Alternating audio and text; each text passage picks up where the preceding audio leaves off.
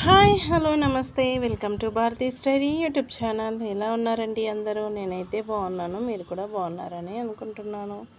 ఈరోజు ఏంటంటే ఇక్కడ చూసారా, ఈ చిన్న చిన్న పార్ట్స్లో ఉన్నాయి కదా ఈ మల్లె ముక్కలు ఆల్రెడీ అయిపోయినాయి అనమాట. వీటి టర్న్ కూడా ఇలాగ అయిపోతున్నాయి అనమాట ఎండలకి.